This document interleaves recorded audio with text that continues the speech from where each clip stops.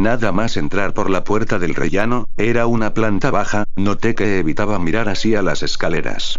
Yo, como todavía no la conocía demasiado, no le pregunté qué le pasaba. Una vez traspasamos el rellano y llegamos a la puerta de mi casa, me di cuenta que hacía gestos extraños con la cabeza. Como si alguien le estuviera hablando y ella no quisiera saber nada. Abrí la puerta, entramos en mi casa, y me pidió que por favor le diera un vaso de agua. Yo, como ya notaba que algo no iba bien, aunque desconocía los motivos reales de su comportamiento, fui a la cocina y le llevé el vaso. La chica se sentó en el sofá del comedor y se tomó el vaso de agua. Tenía la cara bastante pálida y el cuerpo le temblaba levemente. Una vez se lo tomó, y tras esperar unos incómodos segundos de silencio, le pregunté si se encontraba bien. Entonces fue cuando ella me advirtió. Me dijo que tenía un don. Un don, aunque era evidente que más bien era una putada, que le permitía ver ciertas cosas. Yo estaba flipando, la verdad. No entendía nada. Le dije que fuera un poco más explícita porque no acababa de entenderla. Entonces fue cuando me comentó lo siguiente. ¿Te suena un tal Ramón?, me preguntó. Yo me quedé un poco extrañado y sin pensar demasiado le dije que no me sonaba. Ella continuó preguntándome. Él sí te conoce a ti. ¿Dónde vive tu hermano? Imaginaos la situación. Yo le había hablado muy poco sobre mi familia.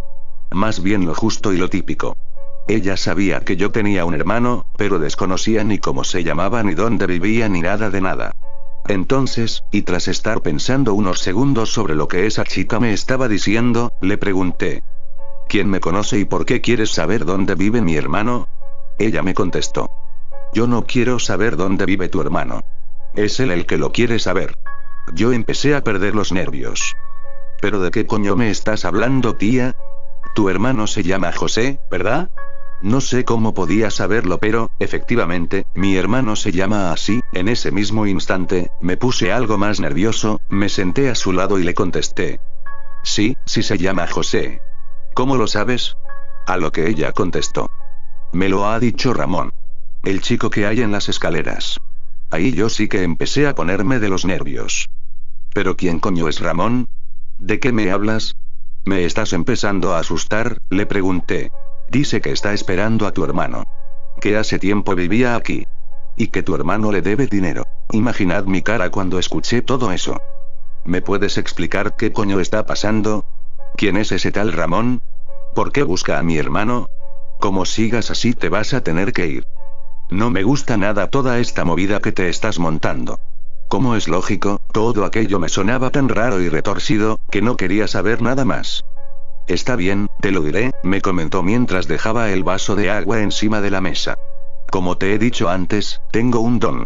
Un don para ver cosas que la gente normal no puede ver. Antes de que continuara, la interrumpí. Por favor, si esto es una broma, no me hace ni puta gracia. ¿Y sabéis por qué le dije aquello? Porque, mientras ella me estaba contando esa serie de cosas, yo empecé a recordar. No es una broma, es cierto. Puedo ver gente que no ha alcanzado la luz. Bueno, para que me entiendas. Tengo el don de ver a gente que está muerta. Después de escuchar aquellas palabras, un escalofrío recorrió todo mi cuerpo. El tal Ramón era un amigo de mi hermano. Que se ahorcó cuando yo tenía 9 o 10 años. Era de la misma edad de mi hermano. Vivía en el cuarto primera. Al parecer, él y mi hermano estuvieron metidos en ciertas historias que yo, al ser un crío, desconocía totalmente. Entonces, y como el miedo que me invadió era muchísimo más poderoso que la curiosidad que sentía por saber qué es lo que estaba pasando, decidí marcharme de allí enseguida. Me levanté, la cogí de la mano, agarré las llaves de encima de la mesa, y salí de mi casa sin mirar hacia las escaleras. Con muchísima rapidez. Ella, tal y como me estaba comportando, creo que captó que no quería saber nada más de aquella macabra, pero cierta, historia. Fuimos a la estación de tren de mi pueblo, un lugar bastante transitado, el sitio idóneo para continuar con una conversación de esa índole. Resumiré lo que queda de la historia al máximo. Una vez en la estación, me dio algún que otro detalle más. La descripción del tal Ramón y poco más. También me comentó que, mientras salíamos del rellano a toda prisa, le estuvo diciendo cosas. Pero que no lo entendió muy bien. Yo no le insistí mucho sobre el tema. Ya que, una vez ella se largara a su casa, vivía bastante lejos de mí, el que debía volver a mi casa, era yo. Imaginad la situación. Porque, aunque no fuera cierto lo que me comentaba, el miedo no había ni Dios que me lo quitara de encima. Resumiendo, estuvimos en la estación hasta que se hizo de noche y, una vez dejamos el tema en cuestión y pasamos a otros menesteres, la chica estaba de muy buen ver, cogió el tren y se marchó. Estuve sin verla un par de semanas. Me daba mal rollo volver a quedar con ella. Algo bastante lógico después de todo lo que pasó. Durante todo ese tiempo, el entrar y salir de mi casa se tornó en algo sobrecogedor. Evitaba mirar la escalera a toda costa. La sensación de sentirme observado era constante. Os aseguro que no se lo recomiendo a nadie. Eso sí, no tuve ningún episodio extraño en aquellas 2 semanas. Volví a quedar con ella. Esta vez fui yo quien se trasladó. Nos fuimos a un hotel. Y esta vez, sí que llegué a pasar bastante miedo. Cogimos la llave y subimos a la habitación. Entramos, dejamos las cosas por allí y ella se va directamente al baño. Yo me quedo sentado en la cama intentando conectar el televisor. Imaginaos la típica habitación. Todo concentrado. Cama, cuarto de baño, etc. Una vez sale del lavabo, sonriendo y tal, cuando no le pasaban estas cosas era una chica muy dicharachera, la veo que mira hacia donde se encontraba una butaca, estaba en una esquina de la habitación, y se queda totalmente pálida. Le cambió la expresión de golpe. Yo, que ya estaba advertido, por lo de las escaleras y tal, me quedo completamente quieto y sin saber qué decir. De repente, comienza a recular hacia atrás y a decir: por favor, déjeme, yo no. El orden no sé si es el correcto, pero más o menos fue así. Yo, mientras tanto, presenciando la escena petrificado. En esos momentos pensé: ¿no es una actriz de puta madre o realmente le ocurre algo aterrador? Una deducción muy simple. Como veía que así no me iba a enterar de nada, me levanté y me acerqué para ver qué coño le pasaba. Mientras tanto, ella seguía reculando hacia atrás. Una vez que se apoyó en la pared que tenía detrás, se tapó la cara y empezó a llorar desesperadamente. Solo hacía que sollozar y decir: por favor no, déjeme. Yo miraba hacia la butaca. Como es lógico, no veía nada, pero notaba algo extraño. Como si hubiese algo. No sé, un ligero escalofrío. Dejé de mirar y me acerqué a ella. Antes de continuar, todo esto lo relato así, en plan novela, porque es más fácil de explicar y porque me acuerdo perfectamente de todo. Sigamos. Ella continuaba llorando y diciendo por favor, no, etc. Una vez me acerqué y la toqué, me di cuenta de que estaba temblando de una manera increíble. Aparte de los temblores, sus manos estaban frías. Eran últimos de mayo, por lo tanto, no era muy normal. Intenté tranquilizarla. Incluso pensé que de un momento a otro se iba a desmayar.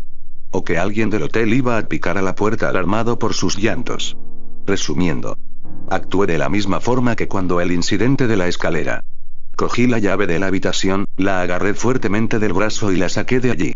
Cerré la puerta, miré que no hubiese nadie del hotel por el pasillo, la cogí, esta vez de la mano y con más suavidad, salimos del hotel y nos dirigimos a un parque que había por allí cerca.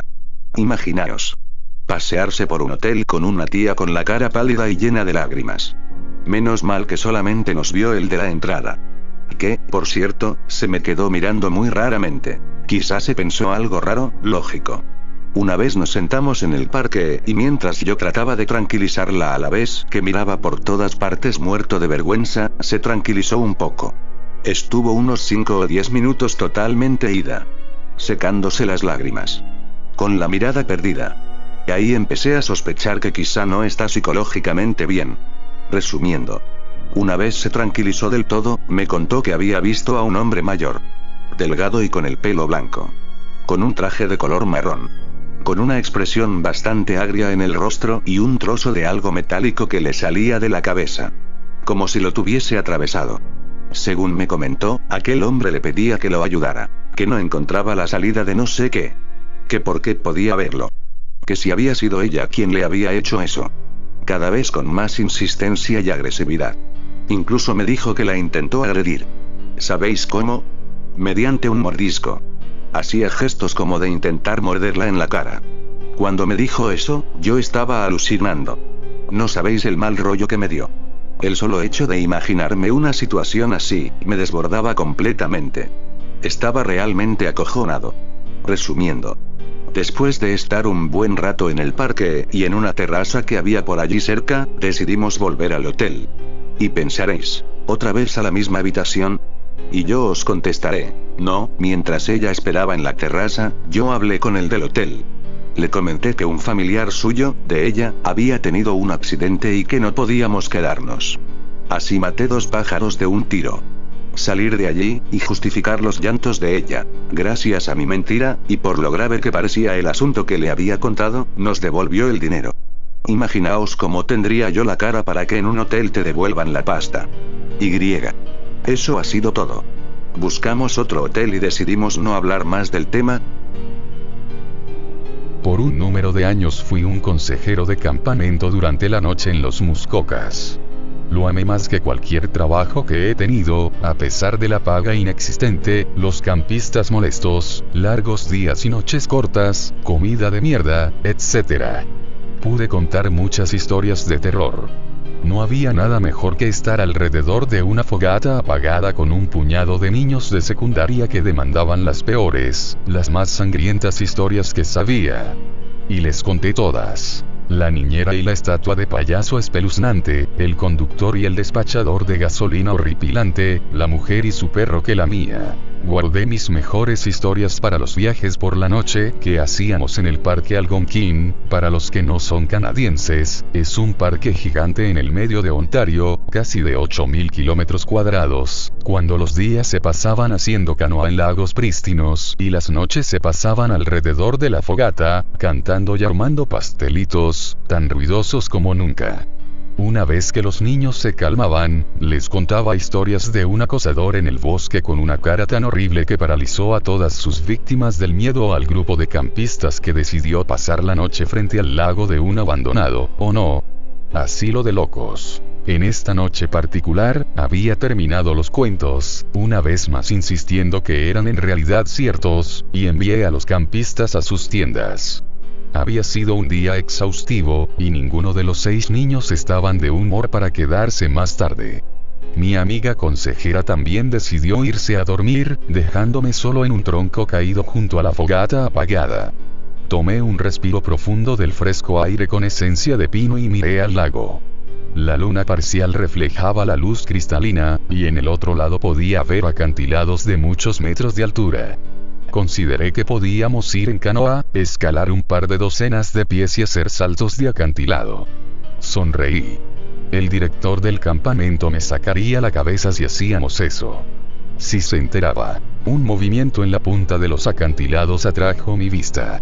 Había una pequeña luz flotando a lo largo del pico. Primero pensé que era una estrella, pero era más grande y tenía un resplandor dorado. Lentamente, se movió atrás y adelante en un arco pequeño. Mientras me sentaba y la miraba, otra apareció junto al primero, flotando a lo largo de la punta del acantilado. Luego otra. Y otra. Y unas más. Mi estómago cayó a mis pies. Tomé mi bolso y saqué mi cámara digital, luego la enfoqué en los pequeños orbes resplandecientes y usé la función de zoom. Las conté. Y luego conté de nuevo. ¡Oh, mierda! Me había levantado rápido y corrí hacia las tiendas. ¡Hey, chicos! Despiértense. Debemos irnos. Había movimiento en las tiendas, y luego tuve 7 cabezas confundidas mirándome. Mi co-consejera usaba una mezcla de preocupación y rabia pura. Odio hacer esto, continué, pero las nubes están viéndose muy amenazadoras. Hay una gran tormenta acercándose. Si nos atrapa, arruinará nuestro viaje. ¿En serio? Laura, mi co-consejera, preguntó. Estamos en el medio del bosque. ¿Dónde iríamos? Saqué un mapa y una linterna de mi bolso. Hay una estación de guardabosques unos kilómetros al sur, tracé el camino con mi dedo. Gracias a Dios. Podemos llegar ahí en un par de horas. Los campistas gruñeron. No podemos ir en la mañana. No. Grité, mi voz haciendo eco a través del lago. La bajé. Vamos, empaquen todo y vámonos. Les contaré una historia en el camino, sonreí, aunque podía sentir mis labios temblando. Es la mejor. Eso pareció apurarlos, y, después de menos de 10 minutos, las tiendas estaban guardadas y habíamos empezado nuestra excursión en el bosque, con solo la guía de linternas pequeñas. Cuando estaba seguro de que nos estábamos moviendo a un paso rápido, me permití relajarme y empezar a contar mi historia de fogata favorita. Siglos antes de que los europeos llegaran al país, estaba poblado con personas de las primeras naciones. Habían hecho sus viajes a través de Canadá Occidental, siguiendo los rastros de migración de grandes animales como el búfalo o el bisonte. Eventualmente, llegaron a Ontario. En ese punto se separaron en grupos más pequeños de viajeros, cada uno buscando una sección de tierra para tomarla. La leyenda dice que, un grupo, consistido de unos 20 hombres, mujeres y niños, se habían aventurado en esta misma área para buscar un lugar al que pudieran llamar hogar. Aunque no era ni el fin de octubre, el clima había hecho un giro para peor, y mientras el grupo viajaba por el lago, una tormenta de nieve los golpeó. Dentro de una hora, el grupo se encontró con nieve selladora y temperaturas de menos de 0 grados. La ropa que tenían puesta había sido fabricada para el otoño, no ese tipo de clima, y no habían chaquetas de ganso de Canadá en esa época. Pero ellos siguieron adelante. No tenían otra opción. La noche estaba cayendo cuando llegaron al farol de un acantilado, el cual se elevaba sobre un lago frío y agitado. No había nada que parara a este grupo. Morirían si no pasaban los acantilados. Pero con la oscuridad levantándose y la nieve cayendo aún más fuerte, la visibilidad era casi inexistente. Así que uno de los ancianos tuvo una idea. Usando el poco queroseno que tenían, encendió una linterna para cada uno de los viajantes e hizo que las llevaran frente a ellos, no para que pudieran ver los acantilados, sino para que pudieran ver quién estaba delante suyo, permitiéndoles que todos se siguieran entre sí a través de los anchos riscos. Con el más fuerte de los hombres llevando la delantera, el grupo empezó a cruzar los acantilados. La nieve congelada y mojada empapó cada hueso de sus cuerpos. El viento duro enfriaba cada piel expuesta y amenazaba con empujarlos justo hacia la piedra. Su camino no era más ancho que un par de pies, y hubiera sido resbaladizo hasta para las mejores botas de montar o mocasines extravagantes. Lentamente, laboriosa y lentamente, llegaron hasta el final de los acantilados, rezando que fuera lo que estuviera en el otro lado, pudiera refugiarlos de la intensa tormenta. Estaban a media altura, cientos de pies sobre el lago, aunque estaba muy lejos de sus visiones. De hecho, todo lo que podían ver en esa tormenta cegadora era la linterna frente a ellos, actuando como un faro para guiar sus pasos. Si la luz se movía, ellos se movían. Si bajaba, ellos bajaban. Cada uno de los viajantes estaba casi en un trance, importándoles solamente el orbe resplandeciente a unos pies de ellos. Para el líder, sin embargo, no había tal privilegio. Se movía adelante sin ver, sintiendo el acantilado con su mano libre, aunque su piel estaba tan entumecida que casi no podía sentir nada. Mientras el camino se curvaba de nuevo, hizo un paso en falso y perdió su pie en tanto una brisa del viento le daba en la espalda. Desesperadamente, trató de agarrarse, pero sus dedos congelados no pudieron atrapar nada. Con un grito terrorífico, se resbaló del acantilado y cayó al lago negro y frío. El resto del grupo no lo vio caer, obviamente. Todo lo que vieron fue su orbe resplandeciente, cayendo del risco y desapareciendo en la oscuridad. No había tiempo para estar de luto. Continuaron, pero la tormenta empeoraba. Luego de otro minuto, uno de los niños, con su cuerpo incapaz de contener el frío, cayó. Su linterna brilló hasta que el agitado lago se la tragó. Otro, viendo esto, perdió su balance y cayó. Este patrón siguió hasta que solo quedaron 5 personas revolviendo en la oscuridad, siguiendo la luz frente a ellos. Aunque se esforzaron, los acantilados eran implacables. Los hombres restantes terminaron siendo 4. Luego 3. Luego 2. Y luego solo quedó uno, quien según la leyenda maldijo a la tierra mientras sus piernas se resbalaban y caía cientos de pies abajo. Su linterna fue la última en ser extinguida. De los 20 miembros que trataron de superar los acantilados, ninguno sobrevivió. Dicen que, a veces, cuando las condiciones son las correctas, puedes ver orbes a lo largo del acantilado, símbolos de los viajeros perdidos que nunca encontrarán sus hogares. Mientras la historia finalizaba, dejando a los campistas en un extraño silencio, vi luces delante. Una ola de alivio me inundó. Apuramos el paso y encontramos la estación de guardabosques llena de gente corriendo alrededor, cargando camiones y gritándole a las radios. El viento empezaba a ser muy fuerte, y escuché truenos en la distancia. ¡Hey! Niños. Un hombre grande, fuerte, con una gran barba y bigote corrió hacia nosotros. Métanse en los camiones. No tenemos mucho tiempo. Laura y yo llevamos a los niños a uno de los camiones. ¿Qué está pasando? Le pregunté al hombre. ¿No lo escuchaste? Otra brisa de viento. Hay una gran tormenta justo para nosotros. Ya hay alerta de tornados. Estamos llevando a todos afuera. Vamos. Todos trepamos al camión. Colapsé, sintiéndome como si me hubieran dado un golpe en las tripas. El guardabosque trepó al frente y tomamos un camino hacia la ruta. Mi cabeza estaba girando. No era posible. ¿Cómo? Laura se sentó a mi lado, manteniendo su voz baja. ¿Cómo supiste que teníamos que irnos de ahí? La miré. Mi cara se sintió vacía de sangre. Vi las luces. ¿Qué? No. No. Jadeó, y luego recobró el sentido. ¿Cuántas? Tomé un profundo respiro. 8. Miró a los campistas, que estaban ahora tendidos, dormidos a pesar de la ruta con baches. Esos somos todos nosotros. Dios mío. Asentí y me acerqué a ella. Laura ya había escuchado la historia de los viajeros, y sabía que me había saltado una parte importante. Las luces eran reales, pero no eran aleatorias.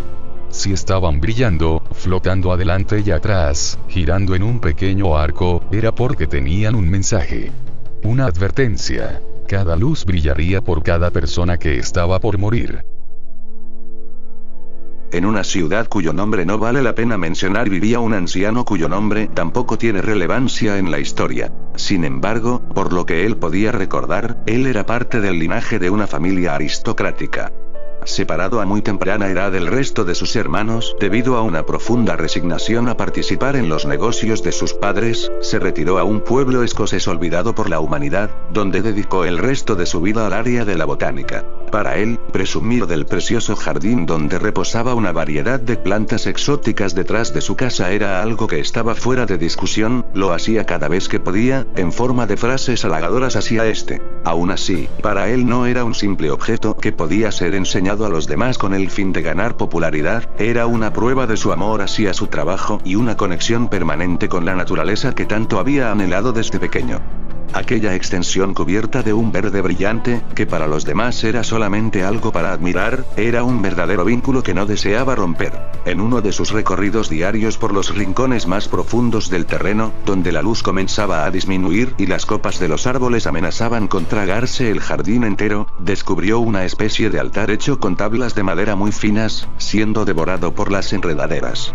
En el centro se hallaba un pequeño vaso con un líquido de un olor enfermizo y color rojo oscuro, al lado de una planta tan amenazadora como bella. Sus hojas violáceas no hacían más que resaltar la parte seductora de su organismo, mientras que su tallo cubierto hasta la punta de espinas afiladas era una muestra clara de que estaba preparada para sobrevivir. El hombre, cansado ya de las especies repetitivas que había visto a lo largo de aquel vivero a pesar de su hermosura, utilizó el recipiente con el líquido para transportar a la flor arrancada hasta la casa. La llevó todo el camino escondida bajo su amplia chaqueta por si resultaba sensible a la luz del sol.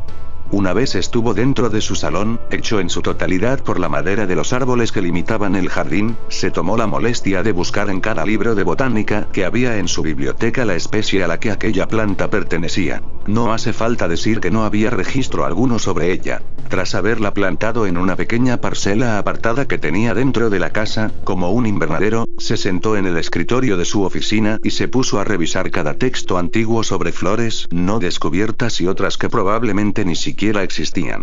Pasó desde modernos libros de botánica a manuscritos arrugados sobre bestias con forma de planta. Ninguno de los tétricos dibujos que representaban aquellas irreales criaturas se asemejaba un poco a la flor que había obtenido un par de horas antes, ninguna descripción en idiomas olvidados lograba adecuarse a su aspecto. La respuesta la halló cuando volvió a dar un paseo por el jardín y decidió desmantelar aquel altar donde había encontrado la flor, con el propósito de usar los materiales para armar algo más útil. Dentro de una pequeña caja que servía como mesa para colocar las ofrendas frente a la tarima donde originalmente había estado el objeto, se encontraba una hoja a punto de ser devorada por la tierra, húmeda, cuyas palabras eran casi ilegibles. Entre los pocos caracteres reconocibles se hallaban una foto de la planta y un título: Venus 824. No se molestó en buscar información en internet o en la biblioteca, sabía perfectamente que era improbable que ese nombre se hallara registrado en algún sitio, por lo que decidió no hablar de ello a ningún vecino o conocido. La guardó con recelo en una habitación bien escondida de su inmensa casa con tal de que nadie la encontrara cuando hubieran visitas. Pudo ver con el paso de las semanas el crecimiento casi exagerado de la planta, cómo su tallo se volvía tan fuerte como la madera de roble, cómo sus delicados pétalos se convertían en hojas gigantes y amenazantes. Sin embargo, al mismo ritmo que parecía madurar sin control, notó que estaba comenzando a languidecer. Sus pétalos, que originalmente habían sido de un agradable color carne, habían comenzado a tornarse de un gris oscuro y a perder fuerza, cayendo poco a poco o secándose. El tallo, que había crecido grueso, con un color verde brillante, se pudría por sí solo. El cambio en la planta había sido exagerado, algo que no podía suceder en solo unas pocas semanas. El anciano, desesperado por encontrar algún tipo de ayuda con la que rescatar a su querida flor, recurrió finalmente al lugar donde menos quería buscar: la biblioteca del pueblo. Muy a su pesar, estaba consciente de que allí debía de haber más información sobre botánica que en la suya propia, pero la simple idea de tener que conversar con los vecinos que anduvieran por allí o la misma bibliotecaria le desagradaba. Tomó el abrigo más pesado y oscuro que encontró junto a la puerta, salió y se dirigió al renovado edificio de la biblioteca. No tardó mucho en llegar a pie, el aire fresco que había sentido cuando caminaba por la calle le resultó refrescante, pero al cruzar la puerta de vidrio la atmósfera se transformó. El dulce aroma de la comida hecha por la tarde y la alegría de los pájaros al cantar fueron reemplazados por el silencio sepulcral del vestíbulo y un olor inconfundible a papel. Eso bastó para que el mal humor del hombre regresara, y sus ojos cargados de ira debido a la falta de sueño cayeran poco a poco hasta quedar entreabiertos. La mujer que se encargaba de supervisar a los visitantes se hallaba detrás de su escritorio, como de costumbre, leyendo algún chisme que encontraba en las revistas pasadas de moda que había por allí. El ambiente era enfermizo. El viejo señaló a cada cartel pegado a las inmensas estanterías, buscando alguno que le indicara la sección de botánica. No tardó en encontrarla, se escurrió por el oscuro pasillo y metió en la canasta de paja que había llevado cada libro que hubiera encontrado interesante o contuviera alguna información que desconocía. La bibliotecaria, sumida en su propio universo asqueroso de revistas antiguas, no se molestó en fijarse si el anciano se había llevado algo o no. De vuelta a su hogar, hojeó cada volumen grande que había tomado en busca de cualquier indicio sobre cómo tratar con algo llamado Venus 824, o al menos, la especie a la que pertenecía. Cada página acerca de plantas ficticias, con gigantescas fauces y el tamaño suficiente para aplastar un elefante no hacían más que confundirlo cada vez más, puesto que pocas veces se había sumergido en la literatura por placer. Pasó de los más modernos registros del reino vegetal a la más hórrida mitología lovecraftiana donde apareciera la palabra planta. La respuesta la encontró en un cuaderno de cuero sin nombre, donde el primer artículo se titulaba Mandrágora. Como era de esperarse, el anciano ya había oído acerca de las míticas mandrágoras y de su alimentación hematófaga, puesto que solo podían ser nutridas con sangre humana. Es más, una de estas raras plantas solo podían ser originadas cuando esos fluidos caían a la tierra, por eso era frecuente encontrarlas debajo de los patíbulos.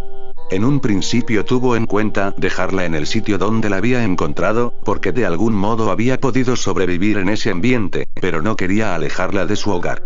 Era demasiado bella para dejarla a su suerte e inferir en la posibilidad de que muriera. Pasaron años y parecía que la planta había vuelto a su estado normal, y es más, había encontrado el ápice de su crecimiento. En la maceta donde antes había estado una delicada flor hematófaga se encontraba un poderoso árbol carnívoro cuyas hojas se habían convertido lentamente en enredaderas que envolvían el precario invernadero donde residía. En contraste al brillo que desprendía su tallo verde lima y la habitación cubierta de sus raíces, parecía que la mansión donde habitaban ella y su dueño comenzaba a transformarse en una casa de fantasmas. Las paredes de ladrillo blanco que daban un aire medieval habían sido lentamente perforadas por la destrucción, el descuido y las mismas ramas de la mandrágora. Las ventanas habían sido tapiadas con madera, acero y cualquier material que sirviera para que la luz no se filtrara y fuera capaz de dañarla. El mobiliario permanecía casi intacto salvo por el polvo que lo cubría, pero cuando un simple cajón de un armario se abriera, un ejército de ratas invadiría la habitación. Pero la parte más penosa del aire pesado que invadía todos los ambientes era el propietario, cuya vivaz mirada había caído hasta el punto de observar la inmensidad del vestíbulo sin ningún propósito, sentado en una silla mecedora. Se encontraba incapaz de moverse. Sus brazos, que habían sido gruesos debido a su sedentarismo, eran carcomidos por el tiempo, reducidos a huesos y carne arrugada. Su prominente barriga había desaparecido por completo, al igual que su cabello canoso. Un tentáculo viscoso de color violáceo se acercó con movimientos seductores hacia el hombre, se introdujo en su brazo y comenzó a absorber los nutrientes que necesitaba. El viejo comenzó a resoplar, intentó decir algo con un hilo de voz, pero le fue imposible. ¿Me seguirás manteniendo, no es así, querido? Estaba consciente de que cuidarla podía ser perjudicial para su propia salud, pero, ¿qué hacer sino, más que cuidar aquella preciosa planta?